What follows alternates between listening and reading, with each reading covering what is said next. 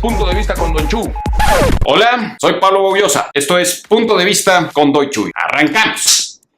Pablo, bienvenido. Es un gusto. ¿Cómo estás? Ahora sí, ya después de tanto tiempo. Sí, ya por acá. Ya nos la debíamos. ¿Cómo vas? Bien, contento de estar aquí. En primera, ¿cuándo te empezó la onda de la escritura, libros, etcétera? ¿Cómo te empezó a ti eso? Bueno, no lo sé. Hay una fotografía de cuando yo tengo 2 años donde aparezco leyendo un libro. Es obvio que a esa edad no sabía leer, pero yo ya estaba imitando a los lectores de mi casa. Es curioso porque siendo el lenguaje esa herramienta tan fundamental, tan importante que nos da entrada al mundo simbólico que compartimos los seres humanos, nadie se acuerda de cuándo empezó a hablar. Nadie sabe cuál fue la primera palabra que pronunció. Y yo creo que muchos lectores tampoco recordamos ni siquiera cuál fue el primer libro que leímos. Hay un experimento muy interesante que uno puede hacer siendo un muchacho que fui a la Cineteca Nacional y daban una película en español con subtítulos en inglés. Pues yo leía los subtítulos, aunque entendía lo que se decía, pero no puedo dejar de leer. Y era una cosa muy rara. Yo decía, pero ¿por qué estoy leyendo los subtítulos si entiendo mejor en español? Además, los subtítulos están mal, ¿no? O sea, la traducción no es buena ni nada de nada. Obviamente, pues recuerdo muchos libros de mi infancia, El Tesoro de la Juventud, pues de clásicos del siglo XIX, que creo que es lo que hay que recomendar a los primeros lectores, ¿no? Stevenson, Dumas, todos estos libros de aventuras, Mujercitas, Colmillo Blanco de Jack London, muy bueno. La Vuelta al Mundo en 80 días, Los Tres Mosqueteros, etcétera. Todos esos libros los recuerdo. Yo creo que eso es muy bueno para comenzar, es que en mi caso no sería comenzar, sino para seguir leyendo, o más bien para adentrarme en la literatura más allá del entrenamiento mecánico del lector que lee, porque hay letras y las lees. Y de lo que sí recuerdo muy bien es cuando leí mi primer poema. Cuando era un adolescente leí un poema de Octavio Paz. Decía Octavio Paz, Salamandra. Yo pensé, Salamandra, ese es un buen título para un libro. Claro, yo estaba acostumbrado a leer más bien prosa, pero lo abrí por casualidad y así nomás leí un poema muy bueno de Paz que se llama Garabato. Quedé prendido de la poesía. Pensé, oye, aquí hay un intento de decir algo, de expresar algo que no es fácil expresar. Me acuerdo que una vez en la primaria me dejaron que me memorizara. Había un concurso de oratoria y tenía uno que memorizar versos. Y me dieron unos versos, si no me equivoco mal, de Santa Teresa. Estaban sus obras completas. Y yo decía los versos, pero no sentía la poesía. O sea, una cosa son los versos y la poesía es algo totalmente distinto. Es una experiencia diferente que te emociona, que te mueve algo, que hay algo secreto, algo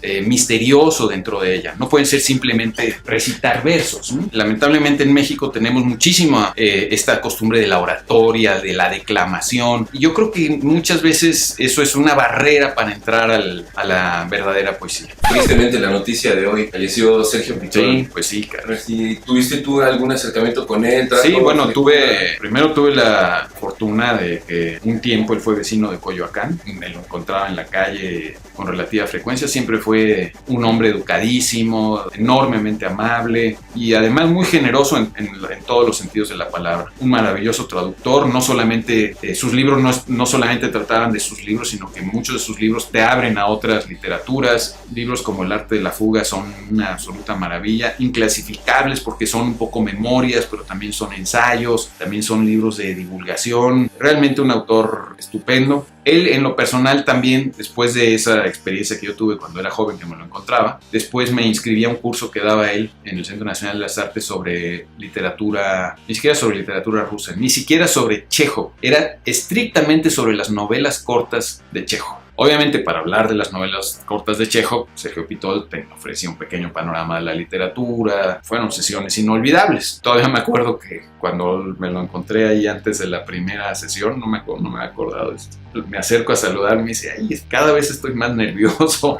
Le digo, no, ¿cómo vas a estar nervioso tú, Sergio? Y dice, no, porque tal, y yo también me equivoco. Bueno, pues claro, todos nos equivocamos, ¿no?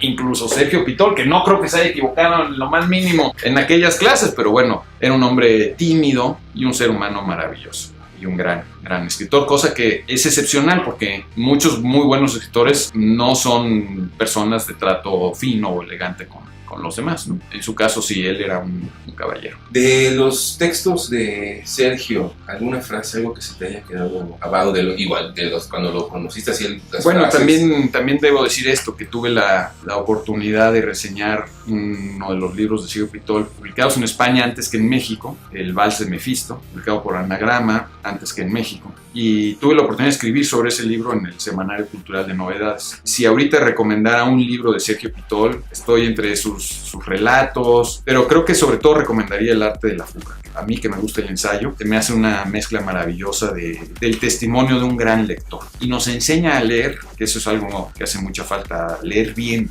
un texto literario. Es un ejercicio difícil, pero también muy gozoso. Estamos en año electoral, maestro. Sí. Estamos en plenas campañas, empezaron. Tenemos los 3 candidatos, puede que suban otros 3 independientes. No te voy a preguntar por quién vas a votar. Bueno, para mí es un escándalo es... lo del Bronco, me enojo muchísimo. O sea, no es posible. En algún diario se publicaron las declaraciones de algunos de los jueces que votaron a favor de autorizar el nombre del Bronco en la boleta, y realmente sus razones eran pues ofensivas, ¿no? Parece un escándalo, la verdad, muy, muy lamentable que se premie la trampa. Eso es algo que hace mucho daño a México, a la vida moral de México. Lo que necesitamos es pasar a un país donde la gente que se comporta honorablemente sea la gente que triunfe. Eso es lo que hace diferente a un país civilizado que un país no civilizado, donde el abuso se castigue en lugar de ser premiado.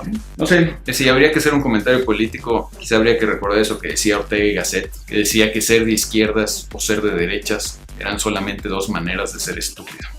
Es que ya no sabe uno qué cosa es ser de izquierdas, ni qué cosa es ser de derechas. O sea, la izquierda en México tradicionalmente siempre fue una izquierda laica, y ahora lo que vemos es que el candidato de izquierda, de todos los candidatos que están en la boleta, es el que más tiempo tiene de haber militado en el PRI. Bueno, a lo mejor el Bronco sí le gana en priismo a López Obrador, pero antes de que entrara el Bronco, y pues el candidato de derecha, partido supuestamente de derecha, insisto, ya en el mundo están desfiguradas estas 2 cosas, promueve muchas cosas completamente populistas. Entonces pues ya no sabes dónde están los conservadores, dónde están los liberales. Cada vez eso se ha desdibujado más. ¿Qué le queda al ciudadano?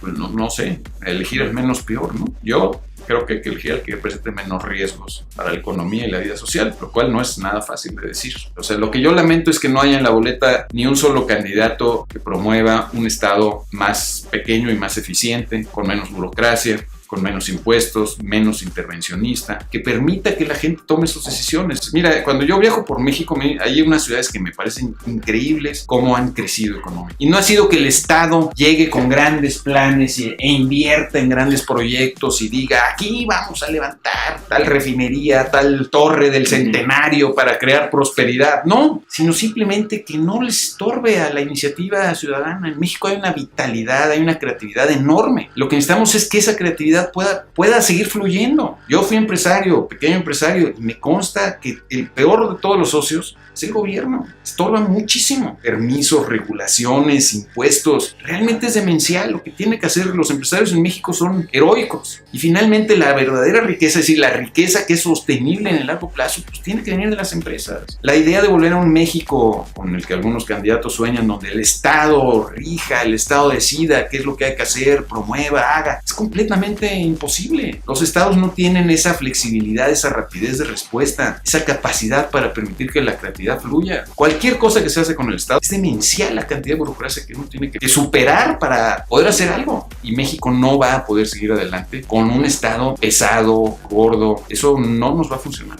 El Estado tiene una función de redistribución, obviamente, y obviamente una función indispensable de proveer seguridad para las personas, para las propiedades. En la medida que no cumple esa primera función elemental, que no está cumpliendo, pues estamos en problemas. El gran problema de México es la impunidad, el crimen, los homicidios. Esos son los problemas que deben resolver. Y en lugar de eso están discutiendo que si vamos a hacer una refinería o si vamos a crear una renta universal. Pero, santo Dios, o sea, primero lo elemental. Tengamos un Estado fuerte en lo que tiene que ser fuerte. Y todo el mundo se la pasa creando propuestas bizarras de que vamos a crear una base de datos sobre las necesidades de la gente. Bueno, santo Dios, o sea, no, a ver, ¿cuáles son tus propuestas para acabar con la impunidad? Si tu propuesta para acabar con la impunidad es que cuando yo no robe, los demás no van a robar, pues también estás muy mal, ¿no? O sea, la pregunta es ¿qué vamos a hacer institucionalmente para acabar con la impunidad? Es increíble, los índices de impunidad son tremendos. O sea, el INE hace todo un trabajo, cientos de personas revisando cientos de miles de votos fraudulentos y al final no sirvió de nada.